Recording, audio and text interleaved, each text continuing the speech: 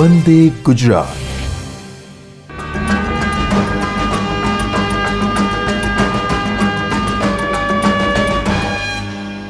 નમસ્કાર. Jethwa Rajesh, Shrimati R J Kaneria girls high school. Home learning programme અંતર્ગત આ પહેલાં તમે યુનિટ 3 રીડ 1 રીડ 2 ના 2 ભાગ જોયા, પાર્ટ 1 પાર્ટ 2.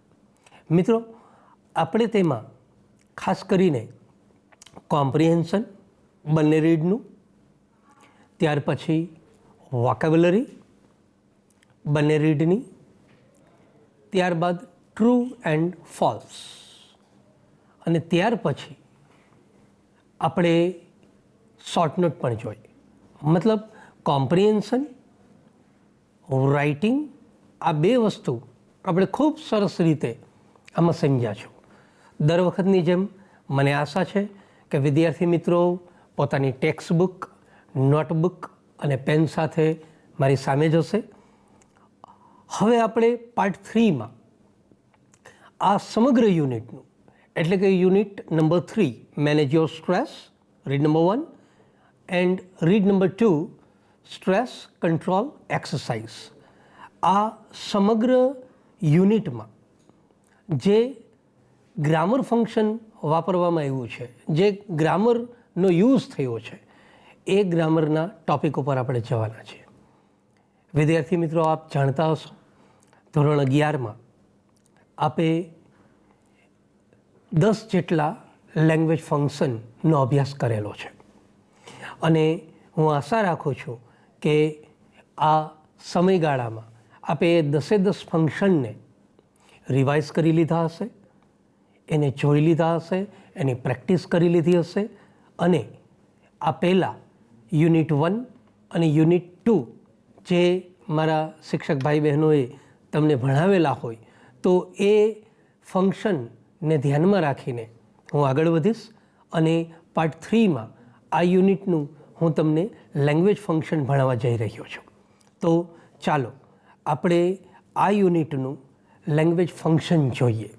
ક્લિયર? વિદ્યાર્થી મિત્રો, તમે જોતા હશો કે લેંગ્વેજ છે એ એક પ્રકારનું ચોક્કસ એનું એક ફંક્શન છે. આ પહેલાં જે આપણે ગ્રામર ભણતા એ કમ્પ્લીટલી સ્ટ્રક્ચર બેઝડ ગ્રામર ભણ્યા આપણે. Structure is the first. પણ હવે આ જ વસ્તુ આપણે લેંગ્વેજ બેઝ ગ્રામરને કેવી રીતે લઈ જઈએ, લેંગ્વેજ ફંક્શન શું હોઈ શકે, લેંગ્વેજનું પોતાનું ફંક્શન શું હોઈ શકે, અને એ રિલેટેડ લેંગ્વેજ ફંક્શન આપણે ભણવાના છીએ. ખાસ તો હું તમને એટલી ટકોર કરીશ કે તમારી દરરોજની વાતચીતમાં આપણે ઘણા બધા લેંગ્વેજ ફંક્શન છે એનો ઉપયોગ કરીએ છીએ. જે તમે 11થમાં ભણ્યા છો એનો પણ ઉપયોગ કરીએ છીએ, અને 12મામાં જે ફંક્શન તમે ભણશો એનો પણ ડે ટુ ડે લાઈફમાં આપણે ઉપયોગ કરતા હોઈએ છીએ. અને આ વસ્તુ તમને લેંગ્વેજ ઇન યુઝ શીખવે છે. નો ડાઉટ હું તમને એ કહીશ કે અહીંયા સ્ટ્રક્ચર તો છે, પણ ઇટ ઇઝ નોટ કમ્પલસરી. બાળક જ્યારે લેંગ્વેજને એકદમ નેચરલ વે ઉપર શીખે એ અતિશય જરૂરી છે, અને એ કેવી રીતે શીખી શકાય એ તમે આ 3જા યુનિટના ફંક્શનમાં જાણી શકશો. તો આપણે હમણાં જ વાત કરી કે આ યુનિટનું લેંગ્વેજ ફંક્શન છે કયું, જોઈએ. સ્ક્રીન ઉપર જુઓ. Talking about people plus in relation to something someone. આ લેંગ્વેજનું આપણું ટાઇટલ છે, લેંગ્વેજ ફંક્શનનું ટાઇટલ છે. Talking about people plus in relation to something someone. કોઈ વ્યક્તિની વાત, કોઈ જગ્યાની વાત કોના આધારે? In relation to something someone. કોઈક વસ્તુના આધારે, કોઈક વ્યક્તિના આધારે. જ્યારે તમે કોઈ વ્યક્તિનો સંબંધ, સંદર્ભ અન્ય વ્યક્તિ કે અન્ય વસ્તુ કે જગ્યા જોડે જોડશો ત્યારે આ લેંગ્વેજ ફંક્શનનો તમે ઉપયોગ કરી શકશો. તો ટાઇટલ જોયા બાદ તમે ટાઇટલ ખાસ નોંધી લેજો. Talking about people place in relation to something someone. તો એનો યુઝ આપણે જોઈએ કે આ લેંગ્વેજ ફંક્શનનો યુઝ કેવી રીતે છે. તો એકદમ સરળ ભાષામાં મેં તમને બતાવ્યું છે કે કોઈ વ્યક્તિ, સ્થળ, વસ્તુ કે ઘટનાના ગુણ કે લક્ષણને અન્ય કોઈ વ્યક્તિ, સ્થળ, વસ્તુ કે ઘટના સાથે જોડીને રજૂ કરવામાં આવે ત્યારે આ લેંગ્વેજ ફંક્શનનો ઉપયોગ થાય છે. ફરી એક વખત જોઈ લો મિત્રો. કોઈ વ્યક્તિ, સ્થળ, વસ્તુ કે ઘટનાના ગુણ કે લક્ષણને અન્ય કોઈ વ્યક્તિ, સ્થળ, વસ્તુ કે ઘટના સાથે જોડીને રજૂ કરવામાં આવે ત્યારે આ લેંગ્વેજ ફંક્શનનો ઉપયોગ થાય છે. આ લેંગ્વેજ ફંક્શન મતલબ talking about people, place in relation to something someone. એકદમ સરળતાથી આપણે સમજવાના છીએ કે કોઈ વ્યક્તિ, સ્થળ, વસ્તુ કે ઘટના. હવે વિદ્યાર્થી મિત્રો ખાસ જોજો, કોઈ વ્યક્તિ હોય, વસ્તુ હોય, સ્થળ હોય કે ઘટના હોય, એનું ગુણ અને એના લક્ષણને અન્ય કોઈ વ્યક્તિ, સ્થળ કે ઘટના સાથે આપણે જોડવાનું છે. અને એ જોડીને જે રજૂઆત બનશે એ રજૂઆતને આપણે ટાઇટલ શું આપ્યું છે? Talking about people, place in relation two someone and something. Clear? એકદમ ઇઝી. ઉપયોગ પણ ખૂબ સરળ છે. હવે આ ઉપયોગને એકદમ સરળ બનાવવો હોય તો શું કરવું જોઈએ? તો પહેલાં તો એ રિલેટેડ તમે સેન્ટેન્સ જુઓ કે આ વાતને આપણે વાક્યમાં કેવી રીતે વણી લઈએ છીએ. આ વાતને કોઈ વ્યક્તિ, સ્થળ કે ઘટના છે, એની વિશેષતા છે, એના ગુણ છે, એ બાબતને કોઈ અન્ય વ્યક્તિ, અન્ય ઘટના કે અન્ય જગ્યા સાથે કેવી રીતે વણી શકાય? તો એને ખૂબ સરળતાથી મેં તમને સ્ક્રીન ઉપર સમજાવવાનો પ્રયત્ન કર્યો છે. જુઓ, તમારી સામે 3 ચિત્રો દેખાય છે. 3 સન્નારીઓ ઊભી છે. એક છે એની પાસે, બંને પાસે પર્સ છે, પણ બંનેના કપડાનો કલર જુદો છે. ઓકે, એમ જોવા બેસો તો 3નો કપડાનો કલર જુદો દેખાય છે. ઓકે, એમાંથી એક જે સન્નારી છે એણે પોતાના માથા ઉપર સ્કાર્ફ પહેરેલો છે અને જે કલરનો સ્કાર્ફ છે એ જ કલરનું એનું પર્સ છે. 3 અંદરો અંદર કોઈક ડિસ્કશન કરી રહી છે અને આ ડિસ્કશન જે કરી રહી છે એ અંતર્ગત આપણે આ વાતને આપણા ફંક્શનમાં કેવી રીતે વણી શકીએ એ જોવા માટે હું તમને એક સેન્ટેન્સ બતાવું છું. જુઓ, Meena has such a purse as Rizwana has. Meena પાસે એક એવું છે જે રિઝવાના પાસે છે. ઓકે, જે સ્કાર્ફ પહેરીને ઊભા છે એને તમે રિઝવાના બેન સમજી લો. તો મીના પાસે એવું પર્સ છે જે રિઝવાના પાસે છે. શું કર્યું મેં પર્સની સરખામણી કરી છે. જુઓ, મેં પર્સ વિશે વાત કરી છે. ટોકિંગ અબાઉટ સમથિંગ, કોઈક વસ્તુ વિશે વાત કરી છે, પણ કયા સંદર્ભે? ટુ સમથિંગ, કોઈક બીજા સંદર્ભે. તો મીના પાસે જે પર્સ છે, જેવું પર્સ છે એવું જ પર્સ રિઝવાના પાસે છે. તો આપણે આ વાતને વણી લીધી છે અને આ વાત જ્યારે આપણે વણી લઈએ તો ફંક્શનનો ઉપયોગ કયો થશે? Meena has such a purse as Rizwana has. આ talking about people, place in relation to something or someone થશે. એમાં ખાસ જુઓ તમે વિદ્યાર્થી મિત્રો, મેં બ્લુ કલરથી સચ અને એઝ એ શબ્દો તમને બતાવ્યા છે. એ કનેક્ટરનું કામ કરશે, એ કન્જક્શન્સનું કામ કરશે, જેને આપણે લેંગ્વેજ આઇટમના નામથી પણ ઓળખશું. હવે આ જ વસ્તુ હજુ બીજી રીતે કેમ વાળી શકાય? જુઓ, her dress is different from theirs. મીનાનો જે ડ્રેસ છે એ બીજી બે જે સન્નારીઓ છે એ સન્નારીઓના ડ્રેસ કરતાં કંઈક જુદો છે. ફરી એક વખત મીનાના ડ્રેસની સરખામણી કરીએ આપણે. Her dress is different from theirs. એ લોકોના ડ્રેસ કરતાં એનો ડ્રેસ, મીનાનો ડ્રેસ છે એ થોડો ડિફરન્ટ છે, થોડો જુદો છે. એના ડ્રેસમાં તફાવત છે. શું કર્યું આપણે?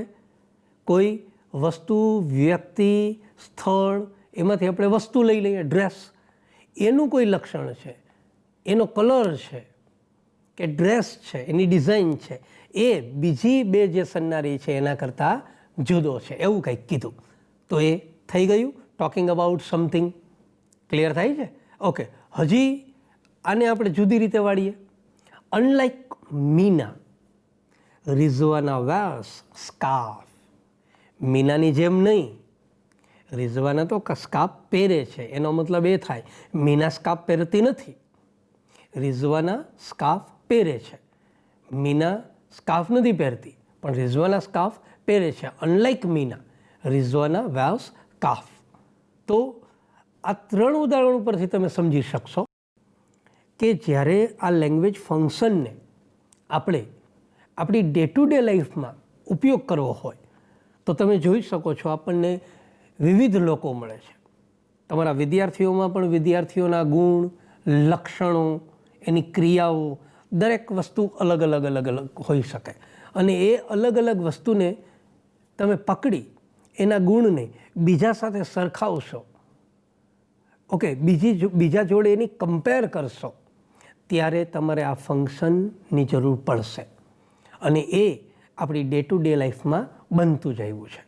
ફોર એક્ઝામ્પલ આપણે એવું કહીએ કે સર 3જું યુનિટ છે એ બીજા યુનિટ કરતાં તદ્દન જુદું છે. બીજું યુનિટ છે that is the description of Walt Disney. Walt ડિઝનીનું વર્ણન છે. એમાં કોઈ એક વ્યક્તિ છે એ પોતાના લાઈફમાં કેટલી વખત ફેલિયરનો સામનો કરે છે. હી ફેસ્ટ ફેલિયર મેની ટાઈમ્સ.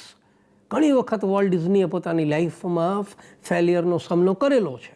જ્યારે આપણું 3જું યુનિટ છે એ જે લોકો સ્ટ્રેસ થઈ ગયેલા છે, જે લોકો ચિંતાતુર છે, જે લોકો પોતાના વિચારોમાં પોઝિટિવ થિંકિંગ કરી શકતા નથી, એની વાત છે. તો બંને યુનિટ એકબીજાથી અલગ છે. તો તમે કહી શકો કે સર બીજા યુનિટ કરતાં 3જું યુનિટ તદ્દન જુદું છે. Unit number 2 is different from unit number 3. Clear થાય છે? જ્યારે તમે આ પ્રકારની સરખામણી કરશો ત્યારે તમે આ લેંગ્વેજ ફંક્શનનો ઉપયોગ કરી શકશો. હજુ તમે એક વસ્તુ જુઓ ખાસ, મેં સ્લાઇડમાં જે બતાવ્યું છે તમારી સામે આ વસ્તુ દેખાતી હશે. જુઓ,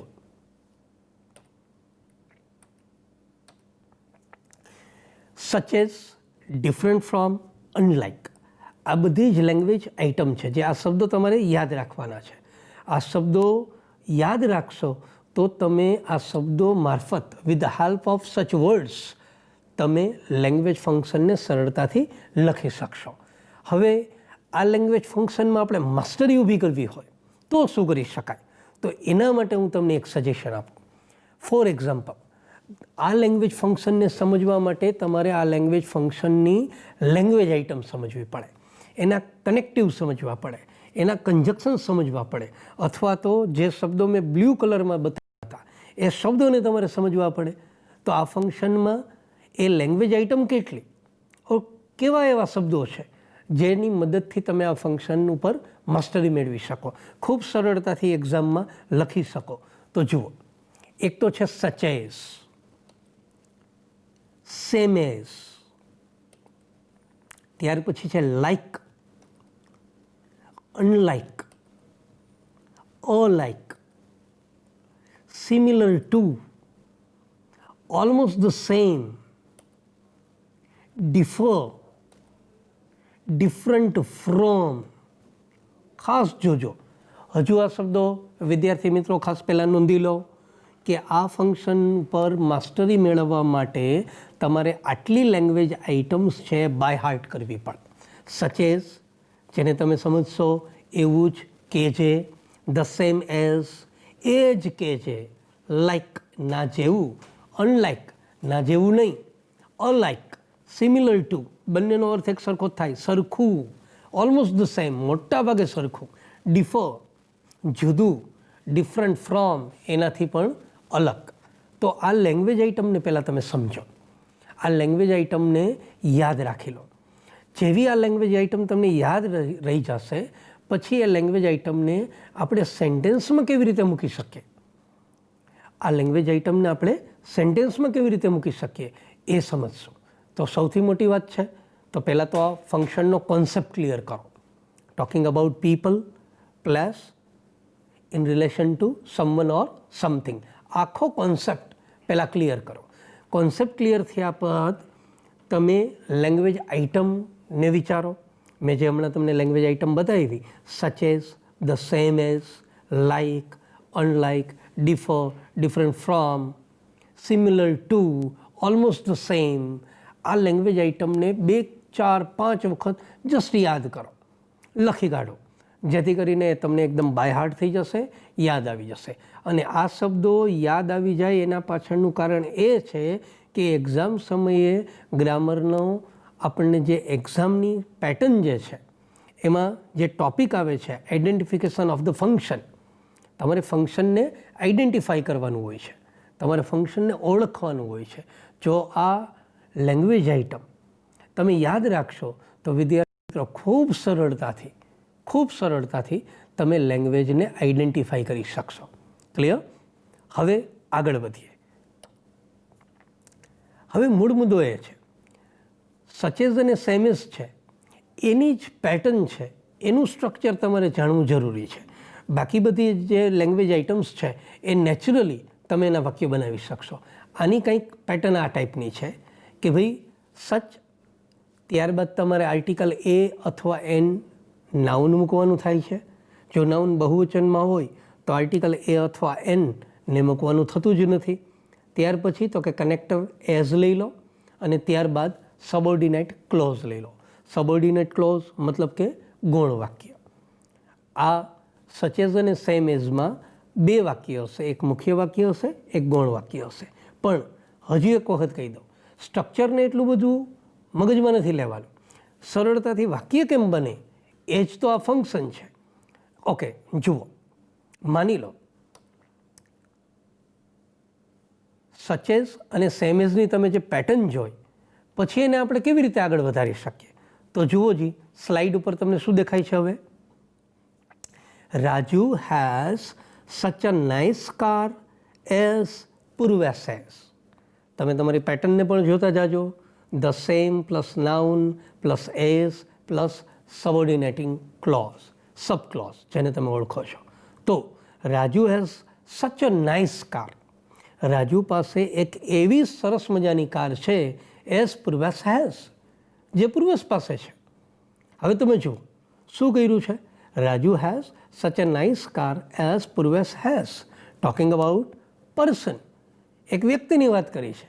એની પાસે જે કાર છે, એની પાસે જે સરસ મજાની કાર છે એ એના મિત્ર પાસે પણ છે. તો આ રીતે તમે સ્ટ્રક્ચર સાથે સરખાવી લો કે ભાઈ સચ પછી નામ આવ્યું છે અને ત્યારબાદ એસ સાથેનું ઉપવાક્ય આવ્યું છે.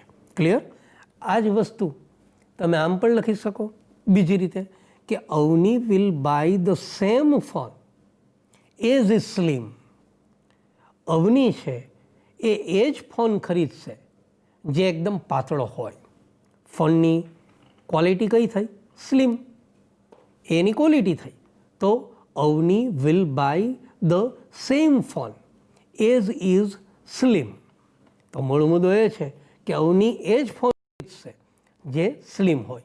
સચ અને સેમ વચ્ચે થોડો ડિફરન્સ એ છે, સચ છે જેનું ગુજરાતી તમે ના જેવું કરશો અને ધ સેમ છે એનું ગુજરાતી આપણે શું સમજશું? એ જ. ક્લિયર? ત્રીજું વાક્ય જુઓ.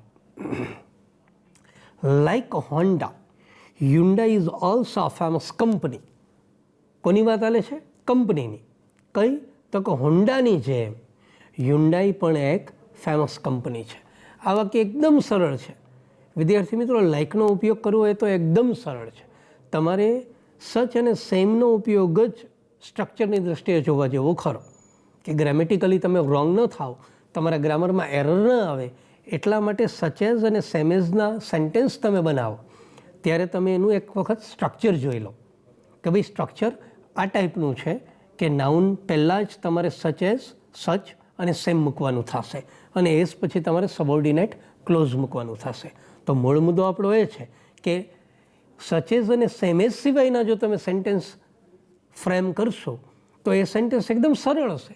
એ તમને ત્રીજા નંબરના વાક્ય ઉપરથી ક્લિયર થઈ જ ગયો હશે કે like Honda, Hyundai is also a famous company. થઈ જાય છે ક્લિયર? ઓકે હજુ એક વાક્ય જુઓ. For example, unlike my father I enjoy a comedy play. મારા પપ્પાની જેમ નહીં, હું તો કોમેડી પ્લે એન્જોય કરું છું. મારા પપ્પાની જેમ નહીં એનો મતલબ એ છે કે મારા પપ્પાની પસંદગી અને મારી પસંદગી જુદી છે. મારા પપ્પાની જેમ નહીં, I enjoy A comedy play. મને તો કોમેડી પ્લે ગમે છે, મારા પપ્પાને એ કોમેડી પ્લે ગમતા નથી પણ મને ગમે છે. તમે પ્લેની સરખામણી કરી, ફાધર અને સન છે એની પસંદગીની વાત આવી છે. જુઓ અહીંયા ક્લિયર? આ વાત Sanskrit differs from English language. Sanskrit છે એ અંગ્રેજી ભાષા કરતાં અલગ છે. Sanskrit differs from English language. Sanskrit છે એ ઇંગ્લિશ ભાષા કરતાં અલગ છે. થઈ જાય છે ક્લિયર? ઓકે, તમે જુઓ, મેં જે બોલ્ડ અક્ષર આપ્યા છે, such as, the same as, like, unlike, differs, આ બધું શું છે? Language item. એ લેંગ્વેજ આઇટમ તમારે યાદ રાખવાની છે. ઓકે, હવે હજુ એક વાક્ય આ રીતે જુઓ. Your voice is almost the same as Arijit. તમારો વોઇસ છે, તમારો અવાજ છે એ almost the same as Arijit. Arijit જેવો જ છે. મોટા ભાગે તમારો અવાજ અરિજિતને મળતો આવે છે. કહેવાનો મારો મતલબ શું છે? તમારા અને અરિજિતના અવાજની મેં સરખામણી કરી છે. એટલે તો આપણે કહીએ છીએ કે ટોકિંગ અબાઉટ પીપલ. બરાબર? તો તમે જુઓ, એમાં જે બોલ્ડ લેટર તમને દેખાડ્યા છે, such as, same as, like, unlike, differs, almost the same as, આ બધા શબ્દો પહેલાં તમે શાંતિથી જોઈ લો. આ પહેલાં પણ તમે એ શબ્દોને નોંધ્યા જ છે, પણ આ શબ્દોનો જાદુ શું છે? આ શબ્દો જો તમે નોંધેલા હશે, આ શબ્દો જો તમારી મેમરીમાં પડેલા હશે, તો બોર્ડના પેપરમાં કેટલાક પ્રશ્નો તમે ચપટી વગાડીને સોલ્વ કરી શકશો. અને જે લોકો ગ્રામરથી ડરે છે એને જરાય ગ્રામરથી ડરવા જેવું નથી, કારણ કે હવેનું ગ્રામર છે એ ડે ટુ ડે લાઈફમાં યુઝફુલ છે. You can use your grammar in your conversation. તમે તમારી વાતચીતમાં ગ્રામરનો ઉપયોગ કરી શકો. એટલા માટે તો આ લેંગ્વેજ ફંક્શનના રૂપમાં આપણે મૂક્યું છે. ક્લિયર? તો પહેલાં તો દરેકે દરેક વાક્ય જુઓ. કયું વાક્ય શું કરે છે? દરેક વાક્ય છે આપણા ટાઇટલને અપ્રોપ્રિએટ છે. Title it means talking about people, place, in relation to something or someone. આ આખી વાત આ વાક્યોમાં આપણે રજૂ કરી. તો મેં તમને શું કર્યું? કોન્સેપ્ટ સમજાવ્યો. એકચ્યુઅલી જે ફંક્શન આપણે ભણી રહ્યા છીએ એ ફંક્શન્સ કુલ મિલાવીને કંઈક આવું છે કે આટલા શબ્દો એમાં યાદ રાખવાના છે. એકાદ બે પેટર્ન, સચેઝ અને સેમેઝવાળી પેટર્ન છે એને ખાસ જોવાની છે કે નામની આગળ સચ અને સેમ આવે. આ ટાઈપનું એક મનમાં તમે નક્કી કરો. હવે આ બધી જ વસ્તુ, હવે વાત આપણે ક્યાં કરીએ કે સર આ લેંગ્વેજ ફંક્શન તો સમજાણું, કે મને એ ખબર પડી કે સર આ talking about people, place, in relation two someone or something છે શું, એ મને ખબર પડી કે કોઈ ઘટના હોય, કોઈ વ્યક્તિ હોય, કોઈ જગ્યા હોય, એના ગુણ કે એના લક્ષણની સરખામણી અથવા તો ના વિશે વાત કોઈ અન્ય વ્યક્તિ કે વસ્તુના ગુણ સાથે કરવામાં આવે ત્યારે આ ફંક્શનનો ઉપયોગ થાય. એ તો સર અમને ખ્યાલ આવી ગયો. ઓકે, એના વાક્યો પણ ક્લિયર થઈ ગયા. પણ હવે અમે એક્ઝામિનેશન પોઈન્ટ ઓફ વ્યૂ ઉપર કેવી રીતે આગળ વધીએ? તો એના માટે શું કરવું પડે મિત્રો? તો પહેલી વાત, આપણે પેપર સ્ટાઇલમાં આખી વસ્તુ છે શું એને જાણવી પડે. અને એને જાણવા માટે હું તમને ચોક્કસ કહીશ કે how to prepare four examination. આ ફંક્શનને પરીક્ષા માટે તમારે તૈયાર કેવી રીતે કરવું. સૌથી મોટી વસ્તુ, ઘણી વખત એવું બનતું હોય કે તમે ખૂબ સારી મહેનત કરતા હોય પણ તમારું ડિરેક્શન છે. એક વાત તો બહુ નક્કી છે કે તમે લોકો જે ભણો છો એની એક એક્ઝામ પણ લેવાય છે અને એક્ઝામમાં માર્ક્સ આવવા ફરજિયાત છે. અને માર્ક્સ તો જ આવે જો તમારું ડિરેક્શન છે એ એકદમ ગોલ અથવા તો એકદમ ટાર્ગેટેડ ડિરેક્શન હોય. અને ટાર્ગેટેડ ડિરેક્શન માટે શું કરવાનું છે? જે કોન્સેપ્ટ ફંક્શનનો તમે શીખા છો, જે ગ્રામરનો કોન્સેપ્ટ તમે શીખા છો, એને પ્રિપેર્ડ કેવી રીતે કરવું, એને તૈયાર કેવી રીતે કરવું, એને એક્ઝામિનેશનના પોઈન્ટ ઓફ વ્યૂથી કેવી રીતે જોવું, એ વાત હવે આપણે કરીએ. જુઓ, તો પહેલાં તો how to prepare four examination. એના માટે શું કરીએ તો કોઈ આપણે અગાઉ વાત કરી છે, આ ત્રીજા યુનિટમાં જ વાત કરી છે કે section A, P, C, D અને E આ 5 સેક્શનનું આપણું પેપર બનેલું છે. ઓકે, હા, મને એક વાત અચાનક યાદ આવી કે આપણી પાસે 2 પ્રકારના વિદ્યાર્થીઓ છે, એક કોમન સ્ટ્રીમ, સાયન્સ સ્ટ્રીમ. તો સાયન્સ સ્ટ્રીમમાં જે પહેલાં 50 પ્રશ્નો છે, પાર્ટ એ જે ઓબ્જેક્ટિવ ટાઈપ છે, MCQ ટાઈપ છે, એને આ ગ્રામર માત્ર ને માત્ર MCQ બેઝડ ઉપર આવે છે. ફરી એક વખત સાયન્સના બાળકો સાંભળે, સમજે કે પાર્ટ એ જે છે એને 50-50 MCQ છે, એ MCQ ટાઈપ 50-50 MCQ છે એ વિકલ્પમાં આવે છે. એટલે પાર્ટ એમાં માત્ર ને માત્ર એને ઓબ્જેક્ટિવ ટાઈપ પ્રિપેરેશન કરવાની છે. જ્યારે કોમન સ્ટ્રીમના બાળકોને આ વાત અલગ રીતે પૂછાય છે. અલગ રીતે એટલે કેવી રીતે? તો મેં તમને સ્ક્રીન ઉપર બતાવ્યું છે કે સેક્શન એ છે એમાં question number 8 to 11, question number 8 to 11 કેના માટેનો છે? તો કે બહુ સિમ્પલ, 8 to 10 છે. યસ, શેના માટે છે? તો કે આઈડેન્ટિફિકેશન ઓફ લેંગ્વેજ ફંક્શન્સ 3 માર્કમાં આવે છે. આમાં તમારે શું કરવાનું છે? You have two just identify the language function what you learnt. તમે જે લેંગ્વેજ ફંક્શન ભણી ચૂક્યા છો, જે લેંગ્વેજ ફંક્શન તમે ભણ્યું છે, એ ફંક્શનને માત્ર તમારે ઓળખવાનું છે. અને તમે એ ઓળખી બતાવશો એટલે તમને એના માર્ક્સ મળે છે. અને એ સેક્શન એમાં ક્વેશ્ચન નંબર 8 to 10માં આપેલું છે. ક્લિયર? પરીક્ષા ઓરિએન્ટેડ ક્લિયર થઈ જાય છે. Section A question number 8 to 10 અને એમાં પ્રશ્ન કયો રહેશે? તો કે identification of your language function. કેટલા માર્ક્સ માટે છે? તો કે 3 માર્ક્સ માટે છે. અહીં સુધી રેડી? ઓકે, તો શું ફંક્શન આ એક જ એંગલથી પૂછાય છે?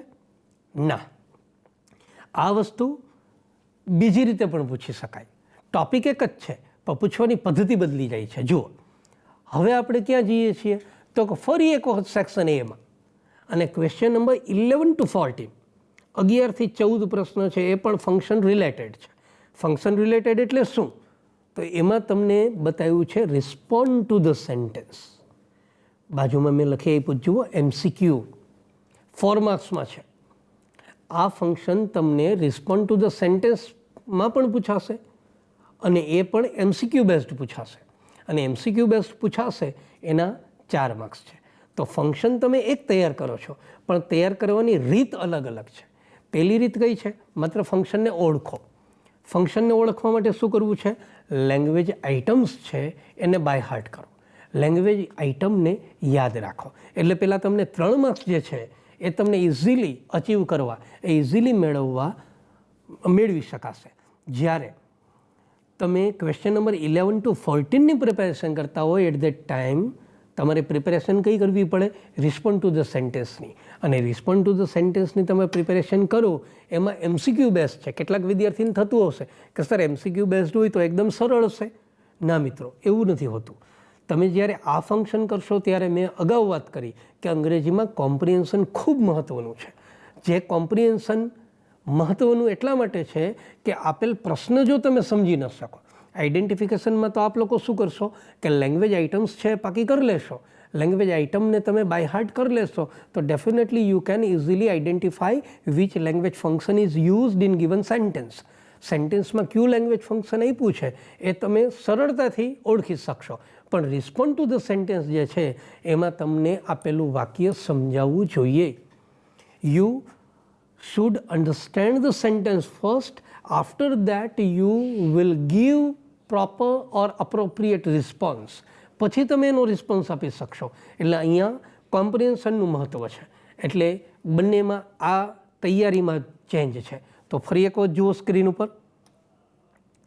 ઓકે, એ ક્લિયર થઈ ગયું. હવે આપણે જઈએ સેક્શન ડી ઉપર. જુઓ, સેક્શન એ, પાછો સેક્શન એ અને ફરી એક વખત સેક્શન ડી આવ્યો. ડીમાં ક્વેશ્ચન નંબર 52 to 56 અને એ કઈ રીતે પૂછે છે? તો કે એ તમને પૂછે છે કમ્પ્લીટ ધ સેન્ટેન્સ. માર્ક્સ છે એના 5 માર્ક્સ. It tax 5 marks. 5 માર્ક્સમાં એ તમને લેશે અને એ સેક્શન ડીમાં આવશે. હવે પહેલી જે તૈયારી હતી સેક્શન એમાં આઈડેન્ટિફિકેશનની, એમાં તમે માત્ર એની લેંગ્વેજ આઇટમ બાય હાર્ટ કરશો તો definitely you can get 3 out of 3. તમે 3 માર્ક્સમાંથી 3 માર્ક્સ લઈ શકશો. ઓકે, જો ક્વેશ્ચન નંબર 11 to 14ની પ્રિપેરેશન તમે કરી છે MCQ બેસ્ડ, તો first of all you rays your comprehension. પહેલાં તમે તમારું કોમ્પ્રિહેન્શન મજબૂત બનાવો.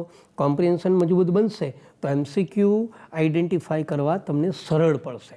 ઓકે, હવે ડીમાં કંઈક હજુ જુદી વાત છે. એમાં લખ્યું છે કમ્પ્લીટ ધ સેન્ટેન્સ.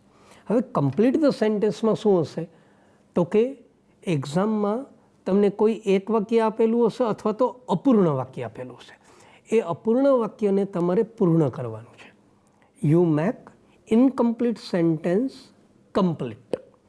અને એના માટે તમારે એક બીજી સ્કિલની જરૂર પડશે, અને એ કઈ સ્કિલ હશે? Writing skill. ફરી એક વખત, પહેલાં ઉપરના બે છે ને એ કોમ્પ્રિહેન્શન બેઝડ થઈ શકે, પણ જ્યારે કમ્પ્લીટ ધ સેન્ટેન્સની વાત આવે then you must how skill of writing. તમારી પાસે રાઇટિંગની સ્કિલ હોવી ફરજિયાત છે. જો તમારી પાસે રાઇટિંગની સ્કિલ હશે તો એ રાઇટિંગની સ્કિલ હશે તો તમે કમ્પ્લીટ ધ સેન્ટેન્સ છે સરળતાથી કરી શકશો.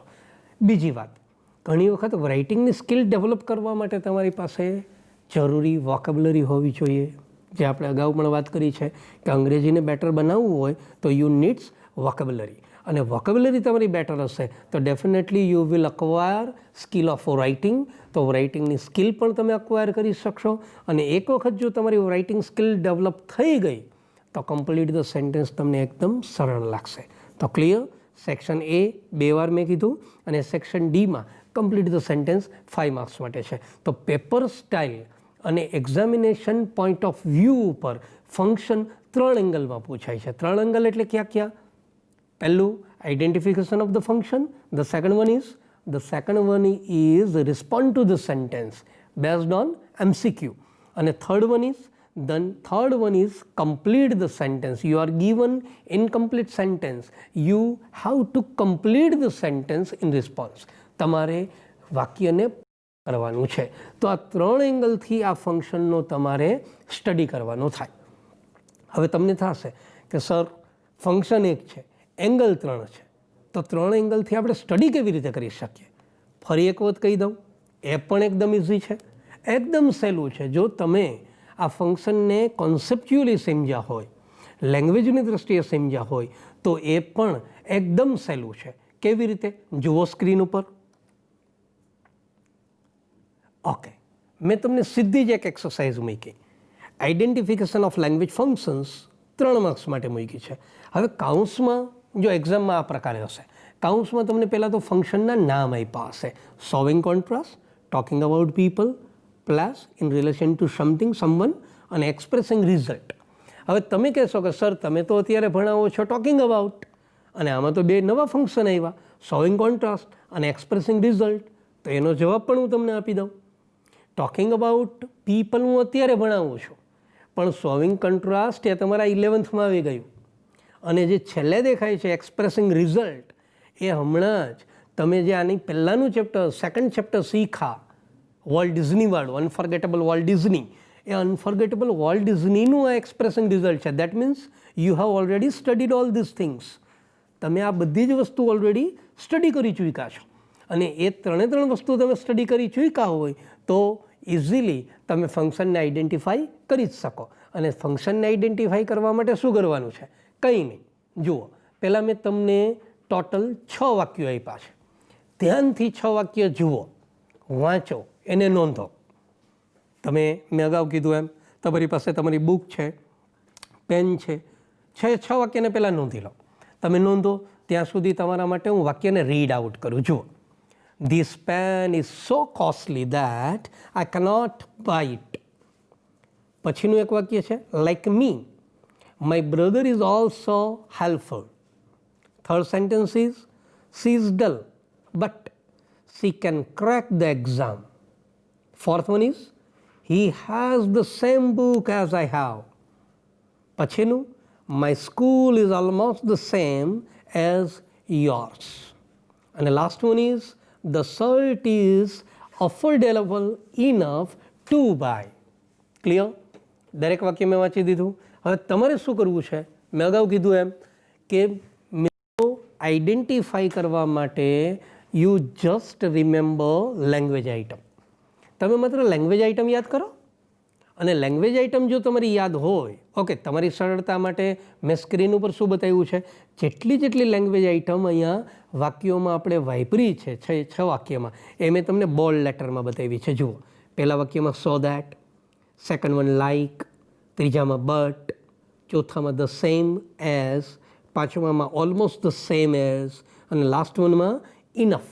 આ બધી જ લેંગ્વેજ આઇટમ જે તમે અગાઉ ભણી ચૂક્યા છો અને થોડી અત્યારે તમે ભણી રહ્યા છો.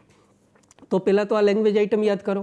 લેંગ્વેજ આઇટમ ક્યાં ફંક્શનમાં આવતી એ યાદ કરો, અને લેંગ્વેજ ફંક્શનની લેંગ્વેજ આઇટમ યાદ કરશો એટલે ડેફિનેટલી હું વિચારું છું કે અત્યારે તમારી પાસે જવાબ કમ્પ્લીટ હશે કે ઉપરના 3 ફંક્શનમાંથી દરેક વાક્યને કયું ફંક્શન લાગુ પડે છે, અથવા તો આ દરેક વાક્યમાં કયું ફંક્શન રહેલું છે એ તમે અત્યારે જાણતા જ હશો, એટલો મને વિશ્વાસ છે.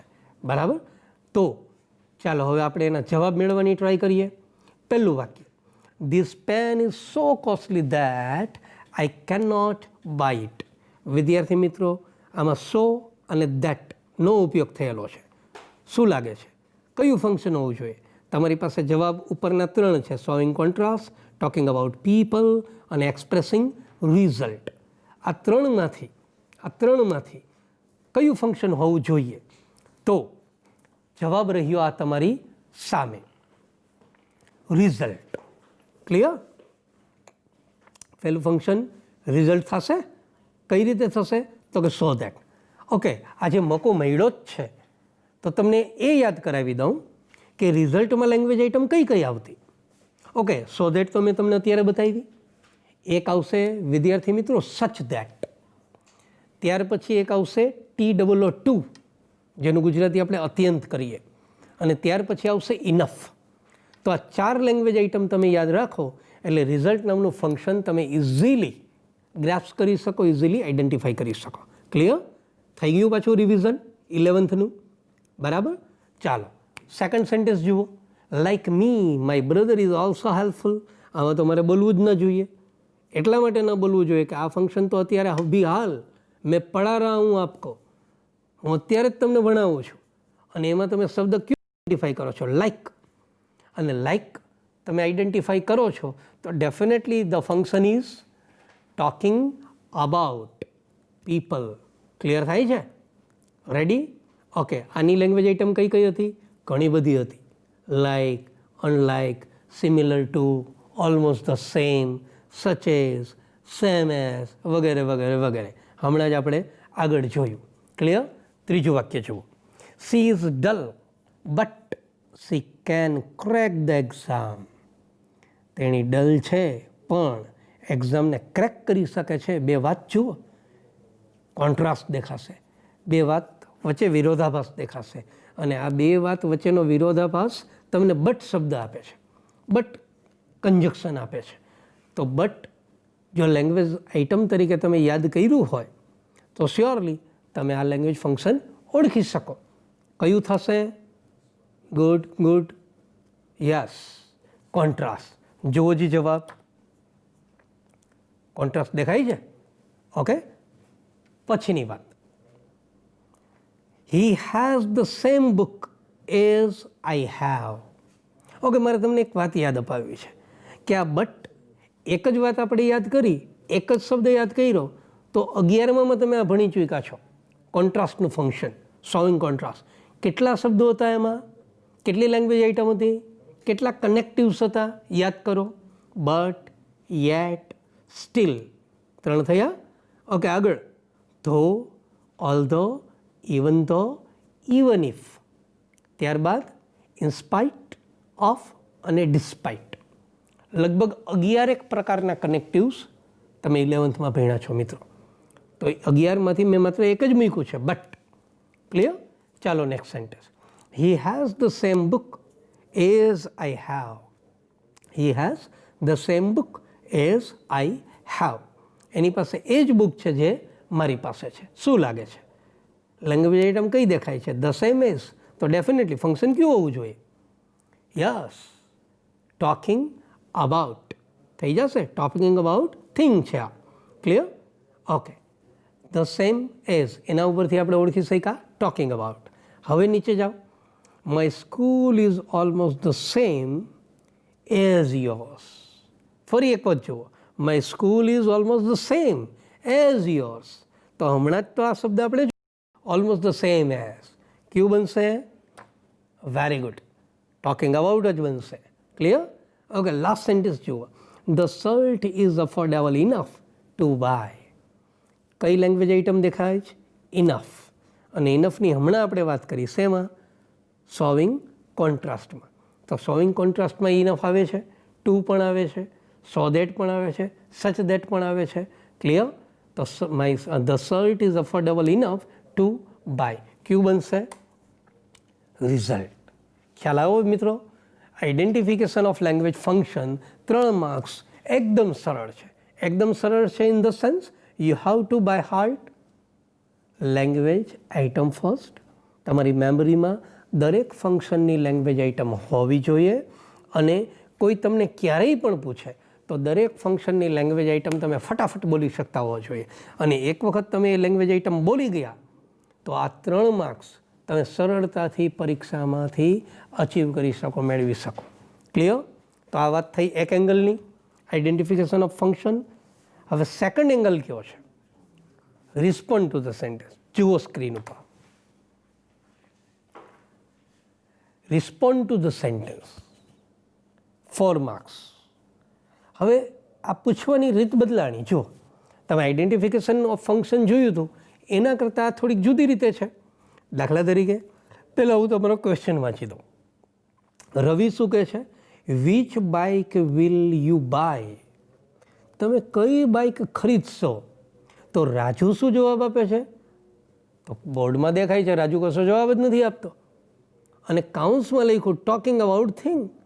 એનો મતલબ એ થાય કે રવિ જે ક્વેશ્ચન પૂછે છે એનો જવાબ તમારે નીચેના 4 ઓપ્શનમાંથી આપવાનો છે. You have to choose the appropriate or right option. અને રાઇટ ઓપ્શન શું હોવો જોઈએ? તો કે તમને જે ક્વેશ્ચન પૂછેલો છે એનો જ રિસ્પોન્સ હોવો જોઈએ. આ પહેલી શરત છે. વિદ્યાર્થી મિત્રો, ફરી એક વખત કહું, રિસ્પોન્ડ ટુ ધ સેન્ટેન્સને કોમ્પ્રિહેન્શન ટાઈપ સમજજો, ટ્રાય કરજો. હું શું સમજાવવા માગું છું કે કોઈ ક્વેશ્ચન પૂછે છે તો એ બની શકે કે એના 4 જવાબ હશે, પણ આપણે 2 શરતનું પાલન કરવું છે. પહેલી શરત કઈ?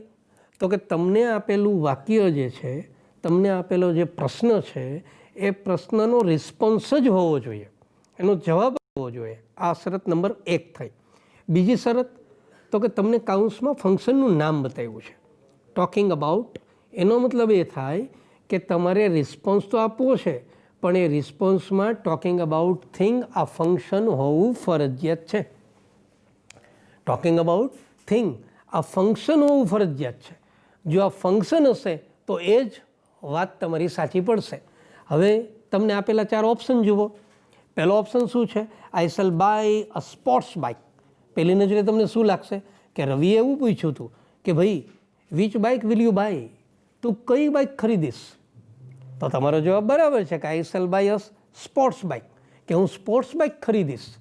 તમે સાચા છો, પણ અહીંયા એક શરતનો ભંગ થાય છે. એ શરત કઈ?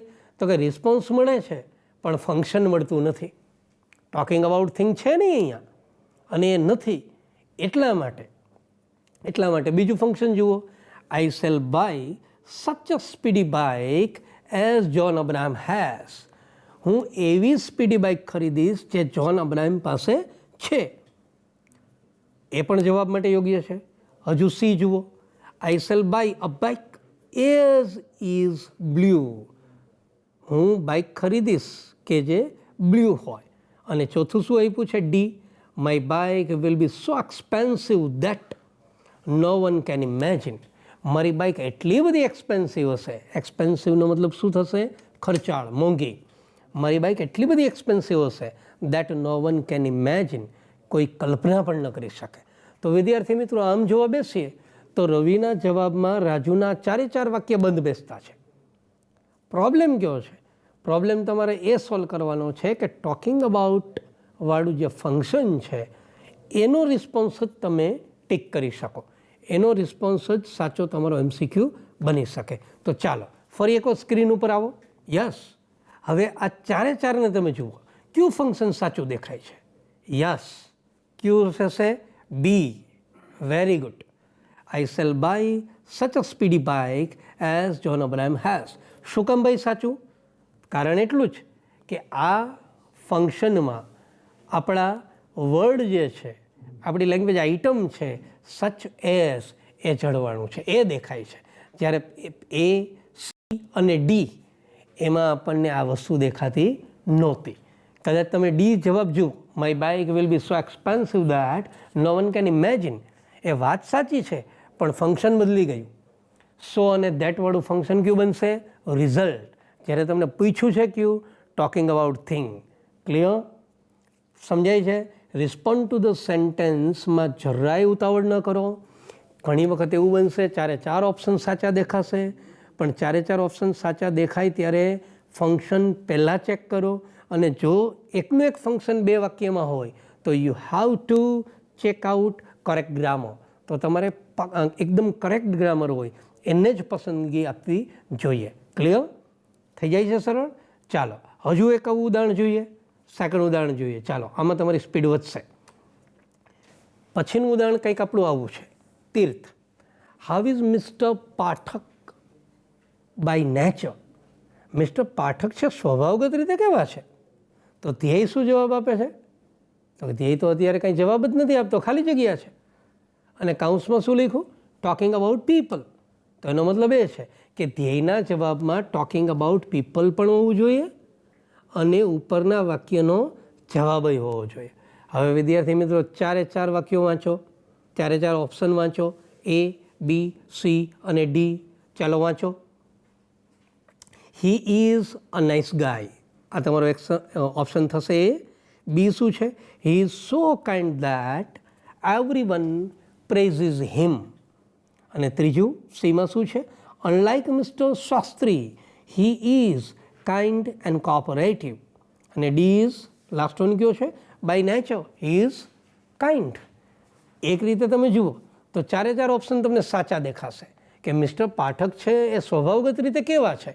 તો પહેલાંનો જવાબ આવો બને કે મિસ્ટર પાઠક છે એ ખૂબ નાઇસ છે, સારા માણસ છે. બીજામાં એવું છે કે મિસ્ટર પાઠક એટલા માયાળુ છે કે દરેક વ્યક્તિ એને પ્રેઝ કરે છે, વખાણે છે. ત્રીજામાં આવું છે કે મિસ્ટર શાસ્ત્રીની જેમ નહીં, he is kind and cooperative. એ તો કાઇન્ડ છે ને કોઓપરેટિવ છે. મિસ્ટર શાસ્ત્રીની જેમ નહીં, મિસ્ટર પાઠક છે ને એ તો કાઇન્ડ અને કોઓપરેટિવ બંને છે. અને લાસ્ટમાં સ્વભાવગત રીતે એ એકદમ માયાળુ છે, કાઇન્ડ છે.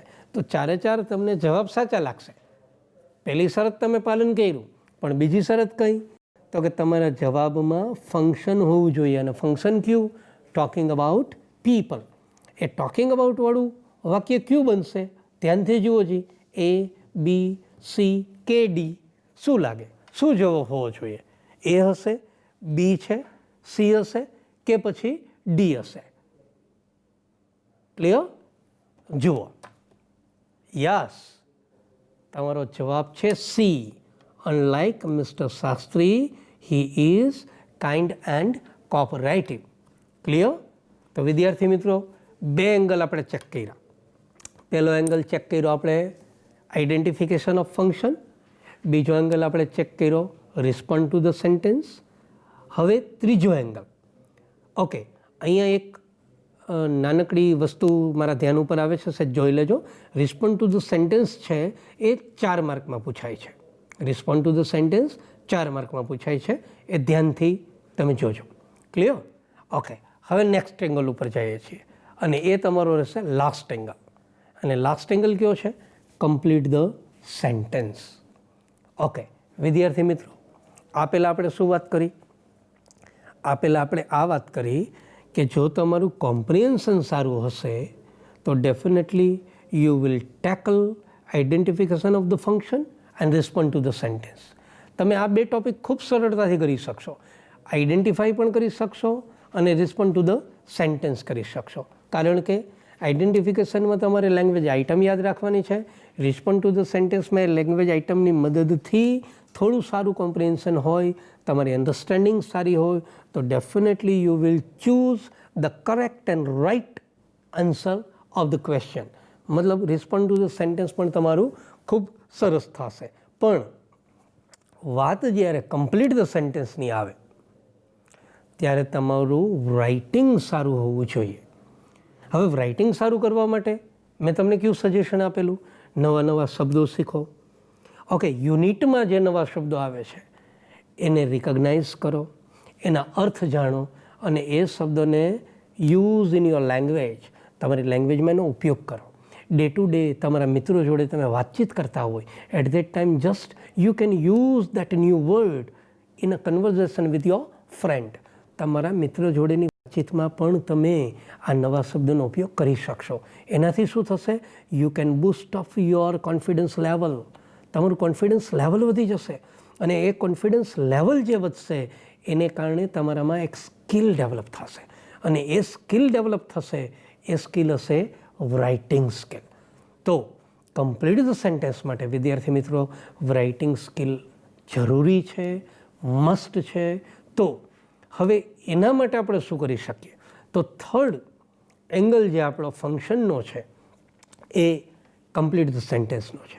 મેં અત્યારે તમને એક વાક્ય સ્ક્રીન ઉપર બતાવ્યું છે. જુઓ, વેર ધ સેમ શર્ટ, પછી ખાલી જગ્યા મૂકી છે અને કાઉન્સમાં આપ્યું છે ટોકિંગ અબાઉટ થિંગ. તો પહેલાં તો આ ક્વેશ્ચનને આન્સરમાં કેવી રીતે લઈ જાઓ? તો પહેલી જ વસ્તુ, જ્યારે તમે આ વાક્ય વાંચો ત્યારે પહેલું કામ એ કરો કે એમાં કાઉન્સમાં રહેલું ફંક્શન ઓળખો.